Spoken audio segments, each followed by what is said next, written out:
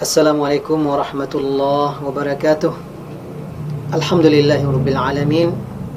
Nahmaduhu wa nasta'inuhu wa nastaghfiruh wa nastahdihi wa natubu ilaih. Wa na'udzu billahi min syururi anfusina wa min sayyiati a'malina. May yahdihillahu fala mudilla lahu wa may yudlil fala hadiya lahu. Asyhadu an la ilaha illallah wahdahu la syarika lah wa asyhadu anna Muhammadan abduhu wa rasuluh sallallahu alaihi wasallam la nabiyya ba'da.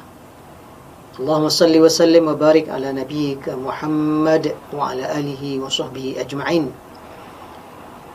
Yaqulu Allah ta'ala fi kitabihil karim, a'udzu billahi minasy syaithanir rajim.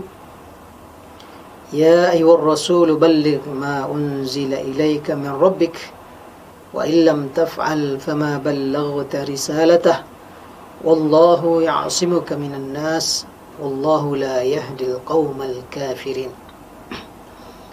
Wahai Rasul, sampaikanlah apa yang telah diturunkan kepadamu dari Tuhanmu. Jika engkau tidak sampaikan, maka engkau belum menunaikan risalahnya. Allah akan menjagamu dari manusia dan Allah tak akan memberi petunjuk bagi orang-orang yang kafir. Firman Allah surat Al-Maidah ayat 67. Kaum muslimin dan kaum muslimat, hamba-hamba Allah rahimakumullah dimanapun berada, marilah senantiasa kita bersyukur kepada Allah Subhanahu wa ta'ala atas segala nikmat, segala karunia yang Allah turunkan kepada kita semuanya, terutama nikmat iman, nikmat Islam, nikmat kita dimudahkan oleh Allah untuk melakukan amal soleh. Itulah nikmat yang paling berharga, nikmat yang paling mahal di muka bumi ini, iman, Islam, dan amal soleh. Selanjutnya kita berselawat untuk Nabi Muhammad sallallahu alaihi wasallam. Allahumma shalli ala Muhammad wa ala alihi wa sahbihi ajma'in. Semoga kita senantiasa dimudahkan Allah untuk mengikuti jejak langkah beliau, mengikuti sunnah-sunnah beliau dan menapak tilasi perjuangan baginda Rasulullah SAW. Kaum muslimin dan kaum muslimat, hamba-hamba Allah rahimakumullah, kajian sirah kita kali ini temanya adalah perjuangan berdarah. Pada pertemuan yang lalu kita sudah mengawali periode dakwah Rasulullah di Madinah dengan membangun masyarakat baru, di mana baginda Rasulullah SAW begitu sampai di Madinah, hijrah dari Mekah, beliau dan kaum muslimin muhajirin sudah berada dalam suasana baru, situasi baru, kondisi dan daerah dakwah yang baru tidak sama dengan kondisi di Mekah. Mereka tidak lagi di bawah kekuasaan orang lain yang zalim atau syirik. Mereka sudah bisa mengatur, menata diri mereka sendiri, menata kehidupan bersama sesama kaum muslimin, muhajirin dan ansar, bahkan juga menata pola kehidupan dan kerjasama mereka dengan kaum lain dari kalangan musyrikin Madinah dan juga kalangan Yahudi di kota Madinah. Maka ada 3 hal yang sudah dilakukan Rasulullah SAW sejak awal-awal keberadaan beliau di Madinah. Mulai dengan membangun Masjid Nabawi sebagai pusat komando, pusat pemerintahan, pusat peribadatan, tempat penggemblengan, pembinaan para sahabat, sekaligus di sana rumah baginda Rasulullah SAW. Kemudian juga mempersaudarakan antara muhajirin dan ansar untuk membangun soliditas seluruh personil, seluruh kaum muslimin yang ada di kota Madinah. Lalu kemudian membuat regulasi piagam perjanjian kehidupan di kota Madinah antar sesama kaum muslimin dan kaum muslimin dengan non-muslim yang ada di kota Madinah. Pada kesempatan ini tema kita adalah perjuangan berdarah Rasulullah SAW dan para sahabat. Memasuki periodisasi dakwah Rasulullah di Madinah, tentu pola dakwah pun juga sudah berubah. Dan kondisi Rasulullah pun juga sudah berubah, karena Rasulullah sudah memiliki sebuah kekuatan yang real, juga sudah menempati daerah yang kondusif untuk berdakwah, dan tentunya dakwah akan melaju kepada tahapan dakwah berikutnya. Maka Rasulullah SAW begitu berada di Madinah menghadapi tantangan lain. Dia tidak terlepas dari kafir Quraisy. Justru ini adalah awal perseteruan panjang, pergulatan dan pergumulan dakwah Rasulullah. Sampai nanti di tahun ke-8 Hijriah, 8 tahun lamanya pergumulan itu sampai Rasulullah menaklukkan kota Mekah, Fathu Makkah di tahun ke-8 Hijriah. Barulah kemudian selesailah pergumulan Rasulullah dan kaum muslimin dengan kafir Quraisy. Baru kemudian menganjak ke kaum-kaum atau kabilah-kabilah Arab di sekitar Jazirah Arab. Maka sejak awal keberadaan Rasulullah SAW di Mekah, di Madinah, Quraisy yang telah kecolongan Rasulullah sudah lolos ke Madinah tidak berakhir, tidak selesai begitu saja. Maka mulailah gangguan dari Quraisy sejak awal-awal.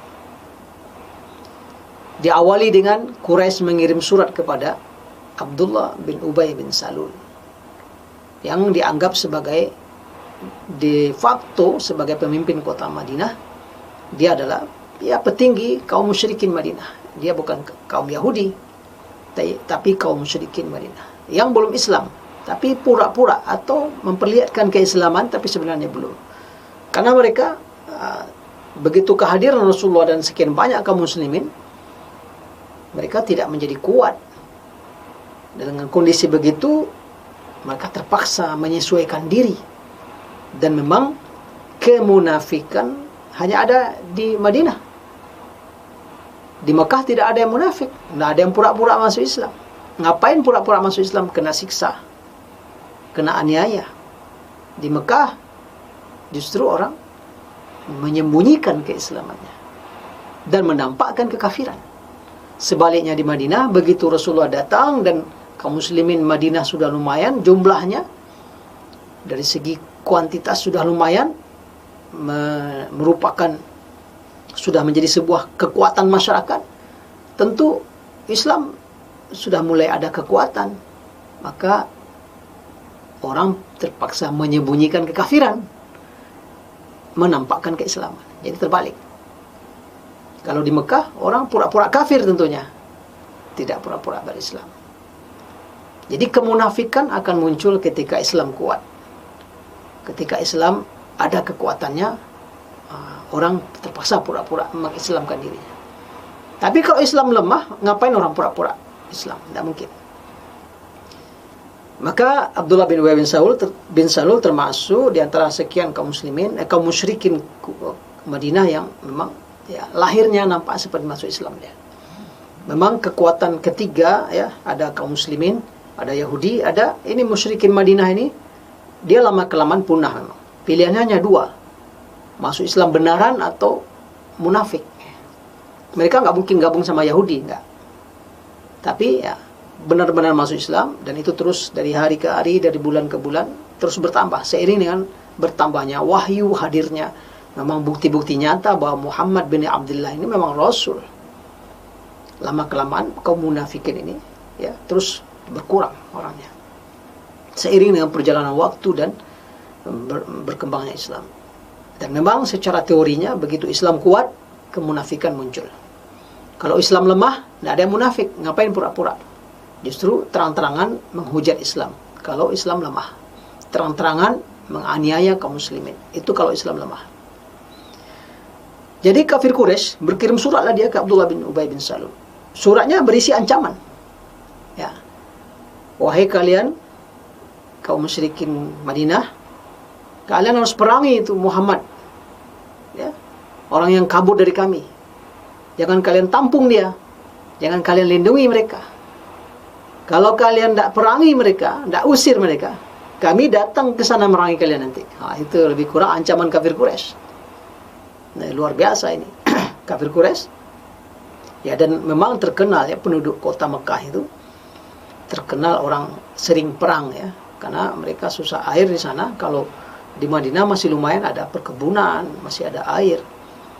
Di sekitar Mekah itu mereka memang sering berperang, lumayan jago perang, dan pusat dari utara, dari selatan datang ke sana di musim haji.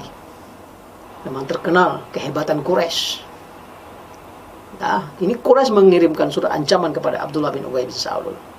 Ya, ancaman agar menyuruh perang itu Muhammad dan kawan-kawannya. Jangan tampung, jangan terima. Usir dari Madinah. Kalau nggak kalian lakukan, kami yang datang meraih kalian, kami habisi kalian. Seluruh penduduk Madinah kami habisi. Oh, itu ancamannya. Ini memang adu-adu nyali ini, adu-adu kekuatan. Maka Abdullah bin Ubay bin Salul menerima tantangan itu, ancaman begitu, langsung ambil sikap. Udah siap-siap mereka membuat kekuatan untuk memerangi Rasulullah dan kaum Muhajirin. Rupanya rencana Abdullah bin Ubay Salul ini sampai kepada Rasulullah, sehingga Rasulullah dengan beberapa sahabat langsung mendatangi Abdullah bin Ubay. Nah, mengatakan, kalian mendapatkan ancaman ini dari Quraisy, lalu kalian akan perangi saudara kalian sendiri di sini? Nah, jangan main-main, kata Rasulullah, rugi. Maka Rasulullah membalas dengan ancaman yang halus yang membuat Abdullah bin Ubay bin Salul akhirnya tidak berani memerangi Rasulullah dan kaum Muhajirin. Itu gangguan yang sangat terasa dari Quraisy di awal-awal kedatangan Rasulullah di Madinah. Jadi nampak sekali Quraisy tak putus asa. Lolos oke, tapi dia tak biarkan Rasulullah bergerak dan berdakwah dengan tenang. Kemudian pada waktu itu juga salah seorang petinggi kota Madinah ini, Sa'ad bin Mu'az, yang dia sudah masuk Islam, ya, sudah menyatakan keislaman, dia pergi umrah ke Mekah. Dan biasa orang Madinah atau kabilah manapun, mereka punya partner di Mekah itu, punya rekan, punya kawan bisnis atau teman koalisi lah begitu, teman dekat, yang mereka saling punya kemaslahatan untuk saling dijaga. Karena nanti orang Mekah pun juga akan pergi berdagang ke negeri Syam, biasanya mampir ke Madinah. Maka di setiap suku atau di suku besar mereka mesti punya kawan, mesti punya relasi, punya backing. Maka Sa'ad bin Mu'az pergi umrah, dan di Mekah dia menginap atau menumpang di tempat Umayyah bin Khalaf, salah seorang petinggi kafir Quraisy. Karena memang masing-masing ada kepentingan, ada kerjasama selama ini, bisnis dan seterusnya. Maka Sa'ad bin Mu'az cerdik, dia numpang dia di tempat Umayyah bin Khalaf. Dan Umayyah bin Khalaf salah seorang petinggi Quraisy. Lalu dia minta Umayyah temani dia tawaf. Ya, terpaksa Umayyah melayani. Ini teman dia juga nanti, karena dia butuh juga nanti kalau dia pergi ke Madinah atau pergi ke negeri Syam, mampir di Madinah, dia butuh penjagaan juga, dia butuh pelindung, dia butuh backingan. Nah, nanti tentu dia akan berlindung pula kepada Sa'ad bin Mu'az. Jadi ini saling bantu, dan masalah ini sudah berlangsung sebelumnya dan mereka akan tetap butuhkan ke depan. Maka tawaflah Umayyah bersama menemani Sa'ad bin Mu'az. Abu Jahal melihat ini luar biasa marahnya. Dia ancam Sa'ad bin Mu'az ini. Ini kamu kalau tidak dengan dia ini tawaf, karena kamu tawaf dengan Umayyah ini. Kalau tidak, kamu tidak akan selamat pulang ke Madinah. Kalau bukan karena perlindungan dari Umayyah bin Khalaf ini, kamu tidak akan kami biarkan selamat. Wah, langsung Abu Jahal mengancam Sa'ad bin Mu'az. Rupanya Sa'ad bin Mu'az juga punya nyali, ya begitulah. Dia petinggi di kabilahnya di Madinah. Orang bukan sembarang orang. Dia membalas ancaman Abu Jahal. Berani kamu menyentuh saya, tidak selamat kamu lewat Madinah. Nah, jadi ada bergaining. Madinah memang posisi strategis. Orang Mekah yang hidupnya adalah bisnis utara selatan, kalau ke utara dia ke negeri Syam, mesti lewat Madinah. Kalau setidak-tidaknya dekat dengan Madinah, nah, mungkin dia lewat padang pasir yang akan menyebabkan mereka binasa. Mesti melihat perkampungan masyarakat. Maka Madinah menjadi tempat strategis juga bagi penduduk Quraisy Mekah sebagai pengamanan mereka, jalur perdagangan. Jadi saat balik membalas, kalau berani menyentuh saya, kamu juga tidak aman kalau lewat Madinah. Nah, itu akibatnya Abu Jahal pun tidak bisa berbuat apa-apa kepada Sa'ad bin Mu'adz. Nah, ini bentuk ancaman yang berlangsung. Selanjutnya setelah itu Quraisy mengirim ancaman langsung kepada Rasulullah dan kaum Muhajirin. Jadi awali kepada Ansar dulu, penduduk Madinah dulu. Nah, kalau ini berhasil, biarlah Madinah, penduduk Madinah saja yang ngusir Muhammad ini, kan selesai pekerjaan. Kalau sudah diusir, nanti kita tinggal memeranginya. Tapi ternyata ini nggak berhasil. Coba mengancam orang Madinah yang pergi ke Mekah, ini juga nggak berhasil rupanya. Maka Quraisy mengirimkan ancamannya kepada Rasulullah SAW, kepada Muhajirin. Mereka berkirim surat yang lebih kurang kandungannya, kalian jangan merasa tenang, lolos dari kami. Kami akan datangi kalian dan kami habisi satu persatu. Itu ancaman Quraisy. Kami akan datangi kalian dan kami habisi satu persatu. Nah, memang luar biasa ini perang, perang psikologi, ya, pasti menimbulkan pemikiran bagi Rasulullah, menimbulkan pemikiran bagi para sahabat, terutama Muhajirin. Sebab kapan saja, mungkin malam hari, mungkin di waktu senggang tengah hari, di saat orang sedang istirahat, bangsa Arab biasa tidak istirahat siang, kapan saja bisa menyelusup, ya, menyelinap, menyusup kafir Quraisy ini. Wah, dia bunuh Muhammad, terkabur lagi. Ya, itu biasa saja juga dalam teori perang orang Arab juga berlangsung seperti itu. Nah, akibatnya Rasulullah SAW sejak, seperti yang diriwayatkan oleh Bunda Aisyah, sejak kedatangan di Madinah, Rasulullah selalu berjaga-jaga, waspada, selalu begadang di malam hari. Dan ini tentunya membuat lelah, ya, lelah Rasulullah SAW secara fisik dan psikis.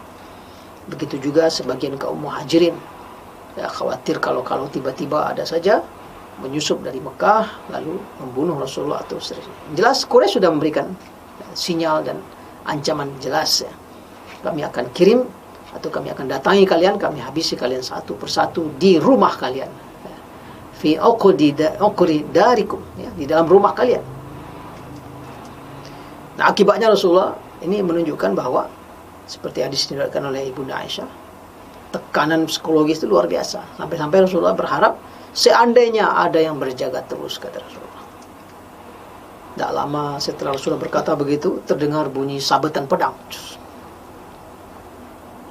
Itu siapa, kata Rasulullah? Ternyata Sa'ad bin Abi Waqqas. Dia dah siapkan pedang terhunus. Mengatakan kepada Rasulullah, tak usah takut, saya akan berjaga terus. Sehingga memang tiap malam, tiap waktu Rasulullah ada sahabat yang menjaga. Begitu terus. Dan ini berlangsung sampai akhirnya turun ayat ke-67 dari surah Al-Maidah.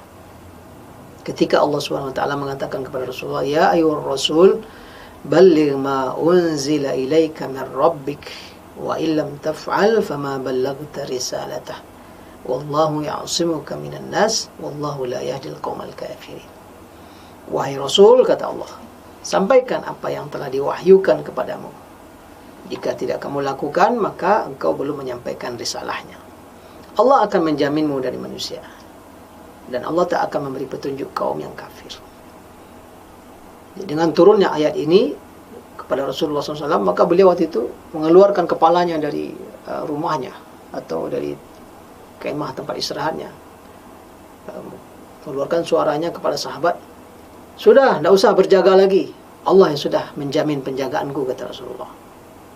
Jadi sampai turunnya surah Al-Maidah ayat 67 ini, begitu ayat itu turun, maka sejak itu pengawalan kepada Rasulullah sudah dihentikan. Rasulullah sudah dikabari oleh Allah, wallahu ya'simuka minan nas, Allah yang akan menjamin dan menjagamu dari manusia. Sejak itu Rasulullah ada kenyamanan, ketentraman, dan rasa tenang. Di waktu yang sama, setelah hijrah ke Madinah ini, juga diriwayatkan turunnya firman Allah Subhanahu wa taala surah Al-Hajj ayat 37, uzina lilladzina yuqataluna bi annahum zulimu. Diizinkan bagi orang-orang yang diperangi untuk berperang karena mereka telah dianiaya. Surah Al-Hajj ayat 37 ini merupakan perintah atau ayat dari Allah Subhanahu wa taala yang mengisyaratkan izin berperang. Jadi ketika Rasulullah berada di Mekah, memang tidak diizinkan membalas, tidak diizinkan berperang. Belum saatnya. Kemampuan para sahabat juga nggak mencukupi, angka dan jumlah nggak memadai. Justru kalau berperang justru akan punah, langsung binasa semuanya, dibantai oleh kafir Quraisy. Maka pilihannya di Mekah itu adalah bersabar atau kemudian hijrah. Tapi sekarang Rasulullah sudah punya kekuatan. Para sahabat Muhajirin dan Ansar sudah banyak. Ansar pun juga sudah janji setia berbaiat akan membela Rasulullah SAW. Maka setelah turun ayat ini, Rasulullah sudah diizinkan berperang. Ya, sudah diizinkan berperang. Diizinkan berperang bagi orang-orang yang diperangi karena mereka dianiaya. Nah, maka Rasulullah sudah menyiapkan para sahabat untuk bertempur. Dan ini memang sebagian sahabat sudah menunggu-nunggu. Umar malah dulu di Mekah sempat bertanya, "Ya Rasulullah, bukankah kita ini dalam kebenaran? Bukankah mereka itu dalam kebatilan? Bukankah kita kalau meninggal dalam surga? Bukankah kalau mereka mati masuk neraka? Nah, kenapa kita biarkan saja kita disiksa ini? Ayo kita melawan, ayo kita hadapi." Tapi waktu itu kata Rasulullah, belum diizinkan. Kalian masih bersabar. Umat-umat sebelum kalian dengan nabi-nabi mereka lebih berat ujian yang dihadapi. Sampai di antara nabi mereka itu dibelah badannya dari kepala sampai ke buntutnya. Dibelah dua, digergaji, dijepit dalam sebuah pohon, dan seterusnya. Maka dengan izin dari Allah sudah boleh berperang. Para sahabat dikondisikan oleh Rasulullah sudah bersiap. Dibentuklah peleton-peleton tempur ya, dari 30 sampai 70, bahkan ada yang sampai 200 orang. Mayoritas memang dari kaum Muhajirin, dan kaum Ansar juga ada yang bergabung. Disiapkan oleh Rasulullah SAW. Nah, pasukan-pasukan kecil ini melakukan perang-perang kecil, ya, memantau jalur-jalur di sekitar kota Madinah yang akan biasa dilewati oleh kafilah kafir Quraisy. Nah, ini perlu dibuat karena dia akan memberikan shock terapi kepada Quraisy. Quraisy lewat diserang, Quraisy lewat diserang, begitu. Jadi Rasulullah tidak lagi pada posisi bertahan, defend, tidak. Sudah mulai pada posisi menyerang. Ya. Teorinya kata orang bertahan yang paling baik itu adalah menyerang. Ini ancaman demi ancaman datang terus, tentu menimbulkan tekanan fisik dan psikis pada Rasulullah dan para sahabat. Sekarang turun ayat izin berperang. Maka Rasulullah SAW siapkan pasukan. Ada yang Rasul sendiri turun memimpin peleton kecil itu atau pasukan kecil itu. Ya, di antaranya perang Buaz yang terjadi menjelang tahun kedua Hijriah. Rasulullah bersama 200 pasukan. Beliau sendiri yang memimpin. Lalu kota Madinah dipimpin oleh Sa'ad bin Mu'az sebagai imam di Masjid Nabawi. Beliau berangkat. Dan waktu itu tidak bertemu pasukan, ya, lolos kafir Quraisy, tapi telah memberikan pesan, ya, telah memberikan shock terapi kepada kafir Quraisy. Ada perang Wudan, terdengar ada serombongan kafilah dagang Quraisy yang melewati dekat kota Madinah, perkampungan Wudan namanya. Langsung segerombolan pasukan Rasulullah, para sahabat, 70 orang, penunggang kuda, berangkat ke sana. Tapi tak bertemu, lolos. Nah, intinya terjadi perang-perang kecil atau pasukan-pasukan kecil, tapi belum terjadi kontak senjata langsung. Namun ini menjadi tahap awal pertarungan atau perjuangan berdarah. Kifah ad-dami, ya. Perjuangan berdarah Rasulullah SAW dengan para sahabat. Nah, ini memberikan juga isyarat-isyarat kepada kafir Quraisy bahwa Rasulullah dan para sahabat sudah memiliki kekuatan. Di samping itu, Rasulullah SAW juga membuat beberapa perjanjian damai dengan kabilah suku-suku di sekitar kota Mekah, sekitar kota Madinah untuk pengamanan agar mereka mengganggu Rasulullah. Rasulullah bikin perjanjian damai, kerjasama, walaupun mereka nggak masuk Islam semuanya. Intinya berdamai dengan beberapa suku-suku kecil. Dan tiap sebentar pasukan-pasukan kecil ini dikirim ke suku-suku itu untuk mengawal perdamaian ini, sehingga kabilah itu juga serius mau berdamai dengan Rasulullah dan tidak akan berkoalisi dengan Quraisy. Sebab sempat mereka berkoalisi dengan Quraisy, mereka menjadi ancaman langsung dekat dengan Rasulullah, ini berbahaya. Ini kepiawaian Rasulullah SAW. Dibikinnya perjanjian damai dan koalisi kerjasama dengan beberapa kabilah-kabilah, suku-suku kecil di sekitar kota Mekah, di sekitar kota Madinah yang berjarak 5 mil, 4 mil, 3 mil dan seterusnya. Lalu pasukan-pasukan kecil ini tiap sebentar dikirim ke sana, seolah-olah pergi patroli dan memastikan bahwa kerjasama ini berlangsung. Di samping pasukan-pasukan kecil ini, kemudian Rasulullah kirim atau bersama Rasulullah sendiri pergi menghadang kafilah Quraisy yang lewat berbisnis, melewati atau mendekati kota Madinah. Nah, ini berlangsung lebih kurang hampir 2 tahun menjelang terjadinya perang Badar. Ada terakhir di bulan di bulan Rajab, apa yang dikenal dengan istilah sangat terkenal sekali, Sariyah Nahlah, di mana Rasulullah mengirim 12 orang sahabatnya penunggang kuda sampai ke sebuah tempat bernama Nahlah, dekat sekali dengan kota Mekah. Itu ditugaskan hanya mengintai kafilah Quraisy, mengintai saja, tidak boleh bikin perang. Tapi waktu itu sahabat Nabi yang 12 orang ini, di antara mereka tidak tahan. Begitu lihat ada kafilah Quraisy lewat, mereka serang dan beberapa orang mereka tawan, mereka bawa ke Madinah. Ini terjadi di bulan Rajab, di bulan haram, yang kemudian menimbulkan kehebohan. Muhammad dan pengikutnya telah melanggar keharaman bulan Rajab. Karena bulan Rajab masuk di antara Ashhurul Hurum, bulan yang diharamkan berperang, 4 bulan itu. Nah, akibatnya tertekan juga kaum muslimin karena mendapat tuduhan yang buruk seperti itu. Tapi kemudian turun firman Allah dalam surah Al-Baqarah, "Yas'alunaka 'anil syahril harami qitalin fihi, qul qitalun fihi kabir." Ya, mereka bertanya kepadamu wahai Muhammad tentang bulan haram, berperang di bulan itu. Katakan memang dosanya besar. Tapi dosanya kafir Quraisy, kafir kepada Allah, menghalangi orang dari jalan Allah, menghalangi orang dari Masjidil Haram, mengusir orang dari Masjidil Haram, itu lebih besar dosanya daripada berperang di bulan haram. Akibatnya turunnya ayat ini, Rasulullah dan para sahabat terbela. Itu Sariyatun Nahlah. Tak lama menjelang terjadinya perang Badar. Itulah awal-awal ya permulaan Al-Kifah Ad-Dami, perjuangan berdarah Rasulullah SAW di Madinah. Beberapa hikmah ataupun ibrah, pelajaran yang bisa kita ambil dari penggalan kisah ini. Pertama, fase baru dalam perjuangan dakwah Rasulullah di Madinah adalah antara mengokohkan kaki peradaban Islam di internalnya dan dengan menghadapi manuver-manuver kafir Quraisy. Ya, kafir Quraisy sudah bermanuver. Di dalam internal Rasulullah perlu pengokohan, baik muhajirin maupun ansar, lalu juga posisinya di hadapan musyrikin Madinah dan Yahudi Madinah. Ini fase baru, tahapan baru dakwah Rasulullah. Yang kedua, semakin tumbuhnya soliditas muhajirin dan ansar. Mereka semakin menyatu setelah dipersaudarakan. Ancaman-ancaman dari Quraisy kepada mereka justru terus merapatkan saf, mensolidkan barisan kaum muslimin. Mereka menjadi semakin ummatan wahidah, satu umat. Jadi itu pula faedahnya.